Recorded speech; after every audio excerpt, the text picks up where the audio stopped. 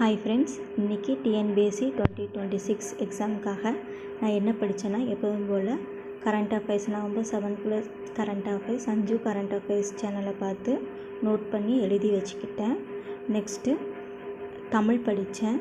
So எனக்கு GS படித்தா தமிழ் படிக்க டைம் இல்லை. அதனால் ஒன் டே தமிழும் மேக்ஸும் பார்த்துட்டு மறுநாள் ஜிஎஸ் படிக்கலாம். அப்படி ஒரு 2 days அப்படி மாற்றி மாற்றி படிக்கலாம் அப்படின்னு நான் பிளான் போட்டிருக்கேன். அதில் நான் இன்றைக்கி தமிழும் மேக்ஸும் படித்தேன். தமிழில் 2வது அதிகாரம் பொறையுடைமை அப்படிங்கிற அதிகாரம் உமா டிஎன்பிஎஸ்சி மேக்ஸ் அப்படிங்கிற சேனலை பார்த்து எனக்கு ரெஃபர் பண்ணி நான் படிச்சுட்டு அதை என்னுடைய தமிழ் புக்கில் அதை கொஞ்சம் ஹிண்ட்ஸ் எடுத்து வச்சுக்கிட்டேன். அப்புறம் ஷார்ட்கட்டாக எப்படி படிக்கலாம், ஃபைனலாக ரிவிஷன் பண்ணும்போது யூஸ் ஆகும் அப்படின்ட்டு அதோட கீவேர்ட்ஸ் 10 திருக்குறளுக்குள்ள கீவேர்ட்ஸ் மட்டும் நோட் பண்ணி எடுத்து வச்சுக்கிட்டேன். இது ரிவிஷன் டைமில் எனக்கு யூஸ் ஆகும் அப்படின்ட்டு எழுதி வச்சுருக்கிறேன். நெக்ஸ்ட்டு தமிழுக்கு அவுட்சோர்ஸ்க்கு நல்ல தமிழ் எழுத வேண்டுமா ஆக்கி பரந்தனம் எழுதிய பிடிஎஃப்பில் நான் இன்றைக்கி பழமொழிகள்ங்கிற டாபிக் படித்தேன்.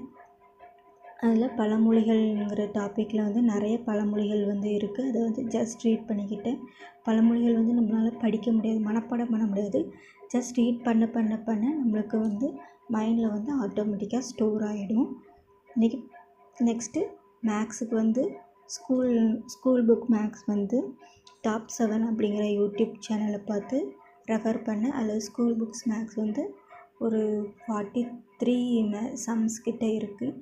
அது வீடியோவில் போட்டிருந்தாங்க. அதை பார்த்து நான் நோட்டில் நோட் பண்ணி எழுதி வச்சுக்கிட்டேன். அதில் சம்மும் ஆன்சரும் மட்டும்தான் நோட் பண்ணி எழுதி வச்சுக்கிட்டேன். மற்றபடி நான் எக்ஸாம் ப்ராப்ளம் ஒர்க் அவுட் பண்ணி பார்க்குறது தனியாக ஒரு பேப்பரில் பண்ணி பார்த்தேன். ஏன்னா அப்படின்னா தான் நம்ம நெக்ஸ்ட் டைம் இதை ஒரு கொஸ்டின் மாதிரி வச்சுக்கிட்டு நெக்ஸ்ட் டைம் ரிவிஷன் பண்ணும்போது ஆன்சர் ஒர்க் அவுட் பண்ணி பார்க்க எனக்கு ஈஸியாக இருக்கும்ன்ட்டு இப்படி நான் எழுதி வச்சேன். ஒரு 43 சம்ஸ் எழுதி வச்சேன்.